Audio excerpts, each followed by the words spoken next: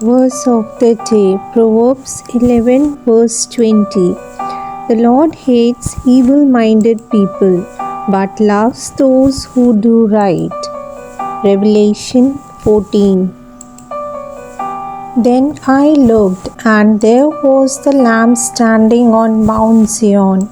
With him were 144,000 people who have his name and his Father's name written on their foreheads.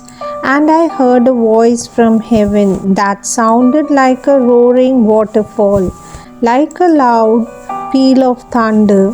It sounded like the music made by musicians playing their harps. The 144,000 people stood before the throne, the four living creatures and the elders. They were singing a new song which only they could learn. Of all mankind, they are the only ones who have been redeemed. They are the men who have kept themselves pure by not having sexual relations with women. They are virgins. They follow the Lamb wherever he goes. They have been redeemed from the rest of mankind and are the first ones to be offered to God and to the Lamb. They have never been known to tell lies. They are faultless. Then I saw another angel flying high in the air with an eternal message of good news to announce to the peoples of the earth, to every race, tribe, language, and nation. He said in a loud voice, "Honor God and praise His greatness, for the time has come for Him to judge mankind. Worship Him who made heaven, earth, sea, and the springs of water." The second angel followed the first one, saying, "She has fallen, great Babylon has fallen. She made all peoples drink her wine, the strong wine of her immoral lust." A third angel followed the first two, saying in a loud voice, "Whoever worships the beast and its image and receives the mark on his forehead or on his hand will himself drink God's wine, the wine of his fury, which he has poured at full strength into the cup of his anger. All who do this will be tormented in fire and sulfur before the holy angels and the Lamb. The smoke of the fire that torments them goes up forever and ever.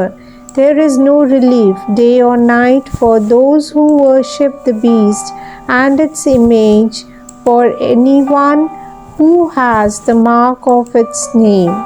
This calls for endurance on the part of God's people, those who obey God's commandments and are faithful to Jesus.